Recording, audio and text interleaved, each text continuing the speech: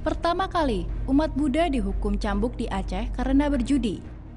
Pada tanggal 10 Maret lalu, dua orang pria non-muslim menjadi warga pertama keturunan Tionghoa dan beragama Buddha yang dikenai hukuman cambuk di Aceh.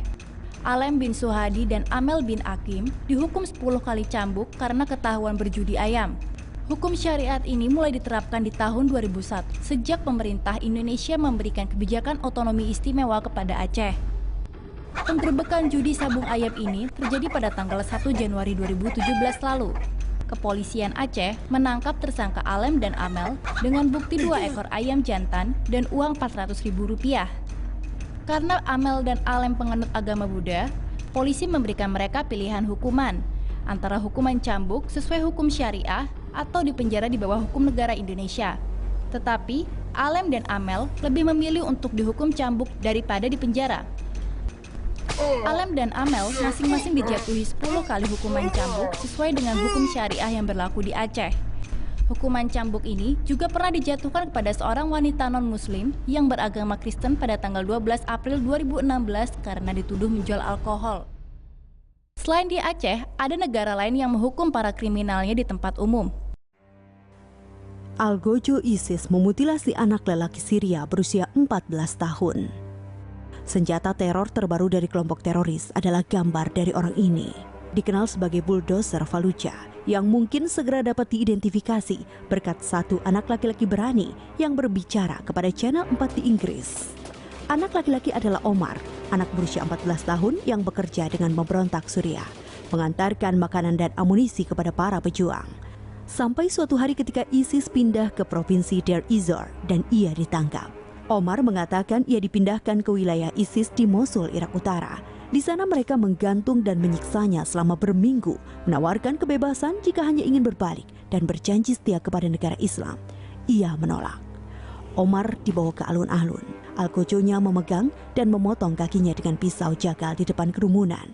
Ketika ia akhirnya mendongak, ia mengambil telepon dan menangkap gambar The Bulldozer yang bersandar pada pedang panjang. Berbulan-bulan kemudian, Omar mengatakan pengalaman mengerikannya itu telah menghancurkan dia. Dia mengatakan kepada wartawan, "Aku sudah menyerah pada hidup." Wanita di Aceh dihukum cambuk 26 kali. Pemerintah Aceh kembali menghukum 4 warganya di awal Februari 2017, terduga pelaku ikhtilat atau bertemunya pria wanita yang bukan muhrimnya di suatu tempat. Linda Darmawati, seorang wanita yang berusia 21 tahun sekaligus warga Aceh, menjadi pelaku ikhtilat karena dianggap dekat dengan seorang pria yang bukan muhrimnya.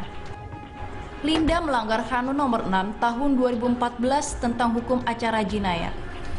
Kanun adalah peraturan daerah di Aceh yang wajib ditaati oleh warganya. Linda dan pasangannya masing-masing ditangkap oleh polisi syariah dan mendapatkan hukuman cambuk sebanyak 26 kali. Lalu, pada tanggal 2 Februari 2017, Linda bersama pasangannya dan 2 orang pelaku ikhtilat lainnya dihukum di depan halaman Masjid Al-Muhinin, Gampong, Jawa. Pemerintah Aceh sudah menerapkan hukuman cambuk sejak tahun 2015. Di tahun 2016, sudah ada sebanyak 339 orang yang dicambuk.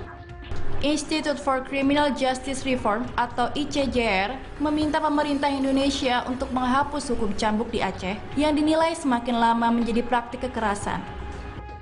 Media asing dari Inggris, Daily Mail, sudah mempublikasikan berita hukuman cambuk di Aceh secara luas. Namun, sejauh ini belum ada tanggapan dari pemerintah Indonesia. Laki-laki Bangladesh disiksa dan tewas dalam video yang diposting online.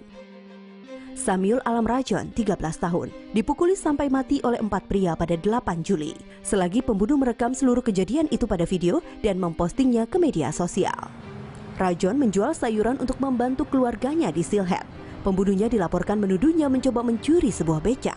Ketika 4 orang menangkap Rajon, mereka menahannya dan menyiksanya hingga mati, juga memukul dan mengejek dia. Video 28 menit ini menunjukkan penyiksaan yang brutal. Selagi Rajon terikat ke sebuah tiang dan organ-organ tubuhnya ditikam. Kakinya dan tubuh belakangnya dipukuli oleh 2 orang. Rekaman menunjukkan para pria tertawa ketika ia meminta air dan belas kasihan.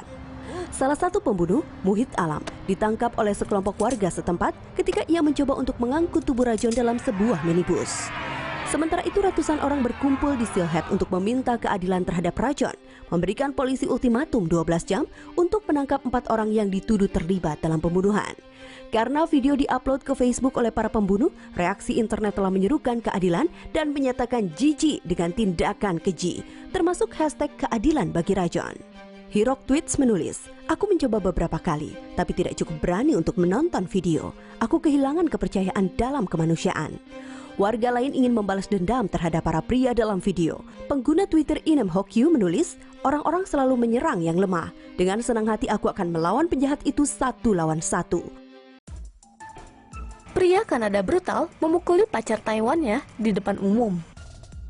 Netizens di Taiwan mempertanyakan mengapa seorang mahasiswi tidak mau meninggalkan pacar berkebangsaan asing setengah baya setelah rekaman pacarnya memukuli dia di jalan membuat berita TV. Menurut laporan, siswi adalah seorang wanita berusia 24 tahun bermarga Chen. Pacarnya digambarkan sebagai seorang Kanada 40 tahun yang bernama Dennis yang mengajar bahasa Inggris. Mereka terlihat bertengkar sekitar tengah malam pada hari Rabu, 16 November. Di tengah-tengah apa yang tampaknya menjadi pertengkaran, Chen pergi. Saat itulah Dennis kemudian melakukan ini.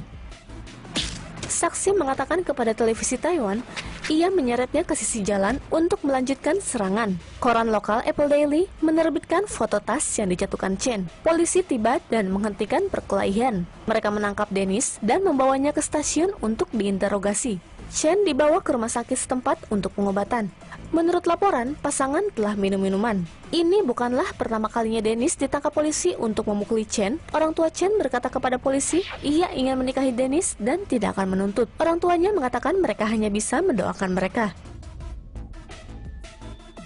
Kabar Taiwan menulis insiden dengan judul seperti, "Gadis Taiwan dipukuli oleh pacar orang asing di depan umum, masih ingin menikah dengannya." Dan cinta sejati, gadis Taiwan dipukuli oleh pacar asing setengah baya. Media menyebut Chen menggunakan sebuah istilah hinaan untuk seorang wanita Asia yang tertarik pada laki-laki barat. Di bawah hukum Taiwan, dalam kasus penyerangan non-domestik, tersangka dapat diampuni oleh korban atau keluarga korban jika mereka setuju untuk melakukan penyelesaian.